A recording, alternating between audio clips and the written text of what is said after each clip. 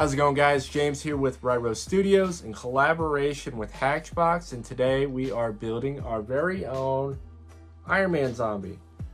So feel free to stick around from start to finish and watch the video in its entirety, and yeah, let's get going.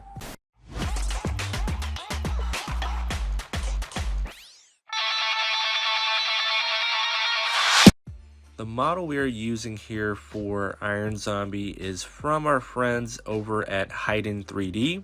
I originally found them through Colts 3D, searching for different various models that I could work with. And yeah, they even have their own little section for zombies. In this case, I purchased this particular pack, which holds 6 different models. Like I said, we're going to go and focus on the Iron Zombie here, circle that you can see. And yeah, it's a phenomenal model, great person to work with. You can even reach them out directly on Instagram, and they can, assist you with any kind of needs that you would want, especially with this particular project. With that being said, these models are scaled for little figures, so with these just being displays for what I have these intended for, I just essentially will go and scale them up, as you can see here, change the orientation to make it a little bit easier to slice, which we'll get to that point. But yeah, I think I did this one at 1250% based off the original scale, and it's going to be as close to the 1:1 scale that I am trying to achieve here. Now that the model is scaled to where I want it, you can clearly see it does not fit on the build plate. I'm using a Bamboo Lab X1C specifically for this project. So again, I'm going to have to go in and slice this model, which I essentially did it in 6 different parts. So I will kind of fast forward into the next few segments, but it will give you an idea how I cut it up just between the first 2 pieces here. And then yeah, we'll go into the different parts involved, and we'll give you an idea on how I slice that in the next slide. So we finally have them all sliced up on their own individual plates. So really now it's just trying to figure out what makes the most sense and how you want to place these individual pieces in regards to the best quality, to hide some of those layer lines that might present themselves, and to honestly save as much filament as possible. Speaking of filament, we're using HATCHBOX's USA Made, aka their Max series lineup. And for colors, I just went with a standard black, only because we'll be doing a lot of post-processing, and black typically sands a lot better than some other colors involved. So yeah, we got that loaded up. We're going to go ahead and fast forward on how essentially I oriented the pieces involved with the build. Like I said, 6 different pieces involved, and took just shy of 45 hours total to print.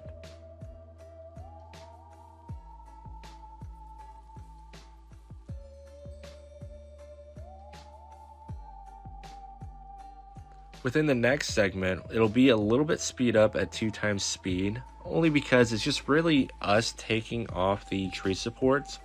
Depending on how you oriented the parts involved, you'll kind of see me go through taking off the individual pieces that we don't need for this build, and really was just to kind of help with the overhangs involved.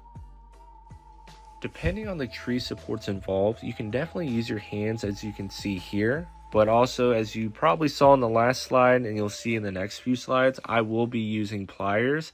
This is to ensure I'm able to get the smaller supports that my hands can't reach.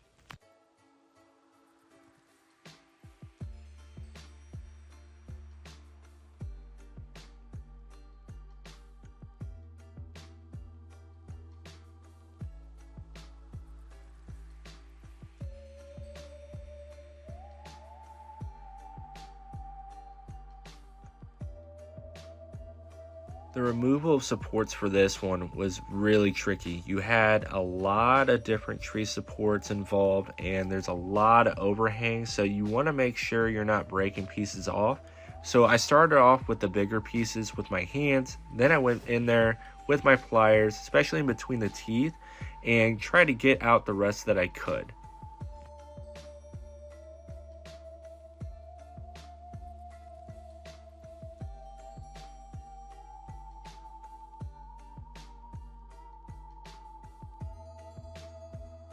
The tree supports for the back cover was definitely the easiest part here, but now that we got all the supports off, we got to figure out how we're going to put this all together. And for me, we'll start with the super glue just to get the pieces together. There's a few steps on how we can also hide the seam lines involved. But yeah, first let's get all the pieces together, which you'll see in the next few slides, and then we'll go through and follow the next step.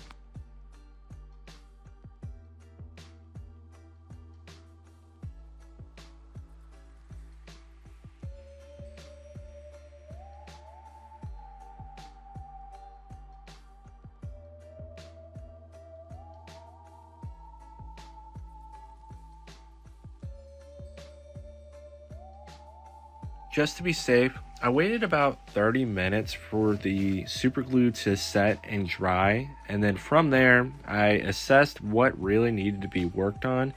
You can clearly see some seam lines don't line up very well and others pretty flush, to be honest. So definitely have to focus on cleaning this up a little bit.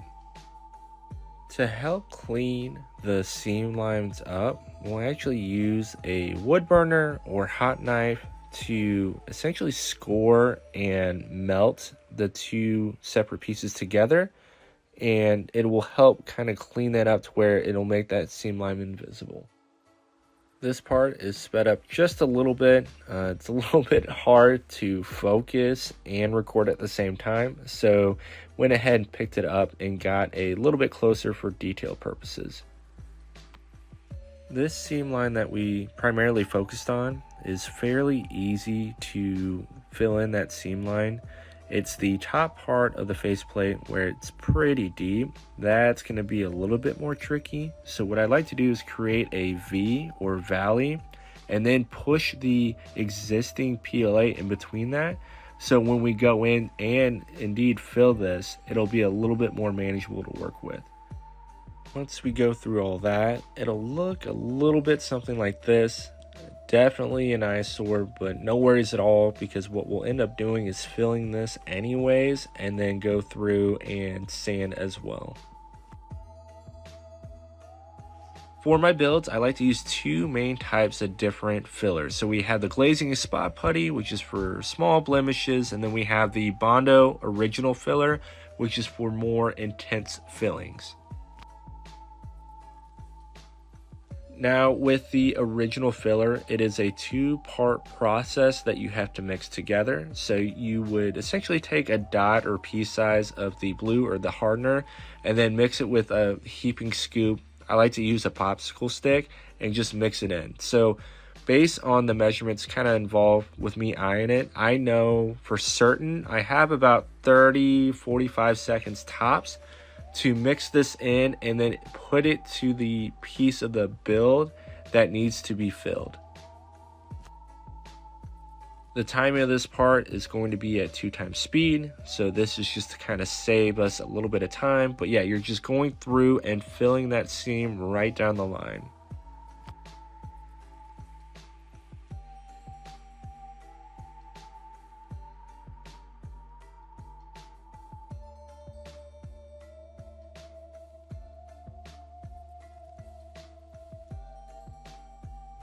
While we're at it, we'll take that glazing and spot putty and we'll work it in to that original seam line we were working on.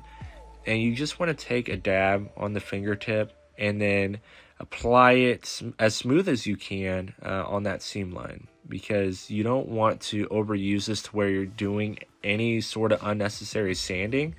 So yeah, it's just me applying it through that seam line, as you can see there, and trying to get it as smooth as we can.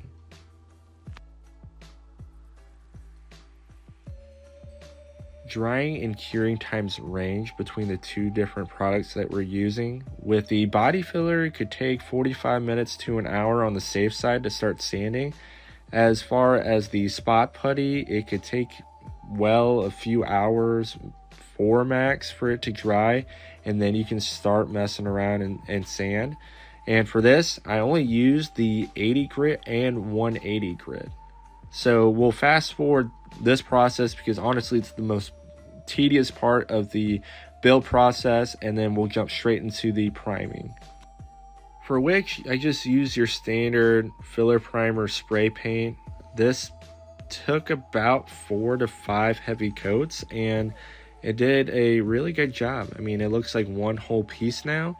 And what we're going to do now is focus more on the base paint, which I used a flat black. It can really be any brand. I typically stay with Rust-Oleum for my cheaper paints. And this is me applying it. Again, this is sped up a little bit, but it'll give you an idea how heavy I go. And I only do about 2 coats.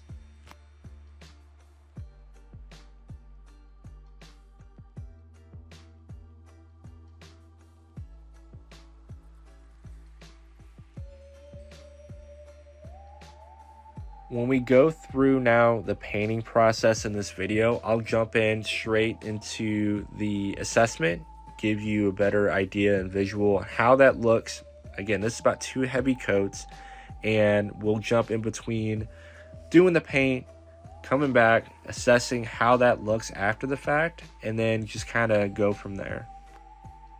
But first, I kind of wanted to replicate the What If series in between the Marvel Legends figures and the Funko Pops. So I actually wanted to hone in and capitalize on using Montana paints for this and really paint just the face of it. So I didn't really need to tape anything off because it'll require a lot more taping once we get through and start painting some of these other pieces involved.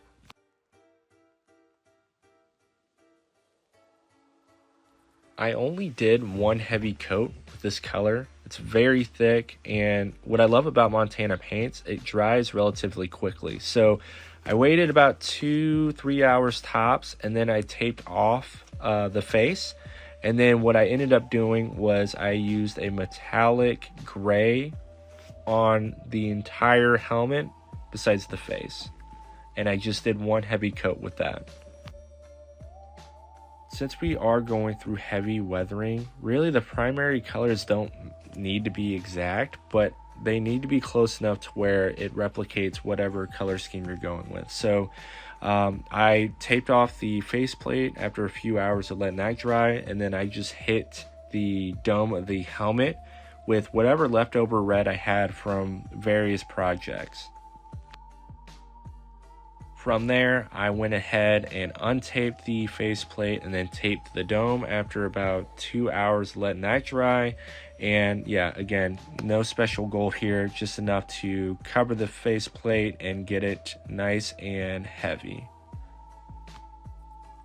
And there you have it. So everything as far as the primary colors involved are now in place. And now what I take is really just a cheap acrylic black paint, and some of the areas where the tape might have pulled off or my tape job wasn't as clean, it doesn't really matter because I'm taking that black and I'm blending that in to where it doesn't look as noticeable.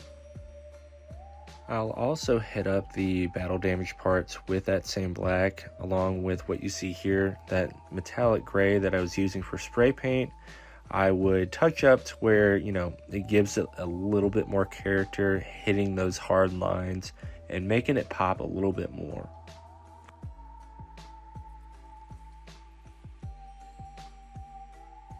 Here's what it looks like after we apply a little bit of that battle damage and the black in between those deep lines that I had mentioned previously. And yeah, it's starting to finally come together.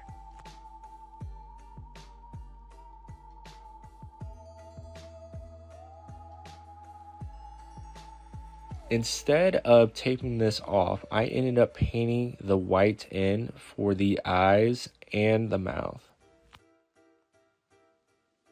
Doing it this way saves you a little bit of time and material in regards to taping things off. And yeah, then I also applied a little bit of flesh in between the gums and the teeth. And once we got that going and gave it about 30 minutes for it to dry, I went ahead and taped off everything besides the white.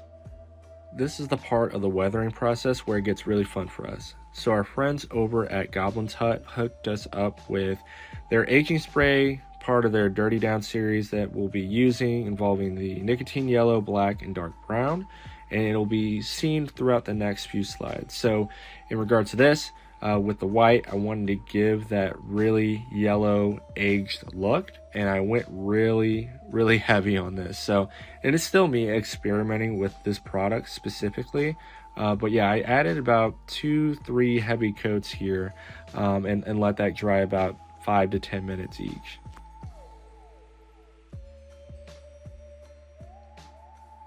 After applying the last layer, I waited about 30 minutes, took all the tape off, and yeah, you can really see it come together now. So started off with the brown, or the dark brown in this case, and applied about 2 light layers. This goes on pretty quick and pretty heavy, even for how light I went. And yeah, I did this and applied the same way with the black as well.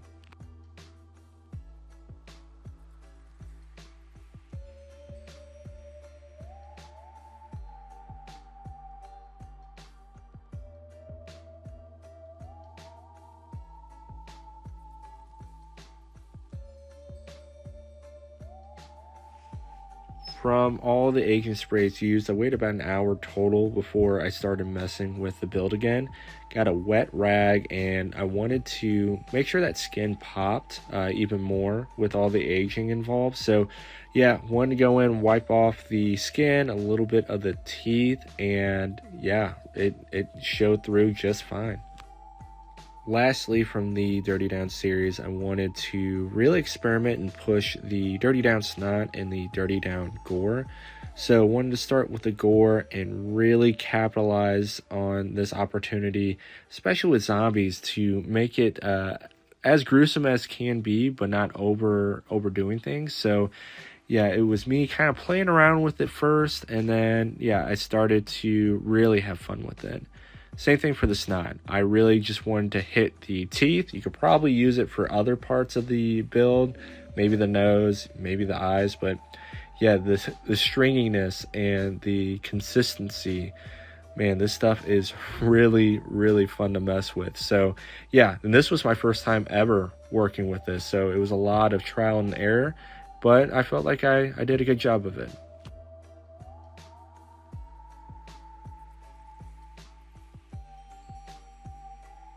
And there you have it, our Iron Zombie literally in the flesh. Probably my best work to date in regards to zombies in general.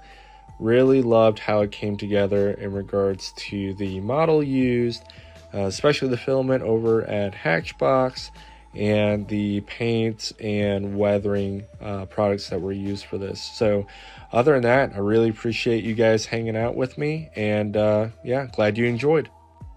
Alright guys, that's going to be it for this video, so don't forget to like and subscribe to both HATCHBOX and Ryro Studios on all social media outlets, specifically YouTube and Instagram, as we further go along with these videos and tutorials. So yeah, other than that, we'll talk to you guys later.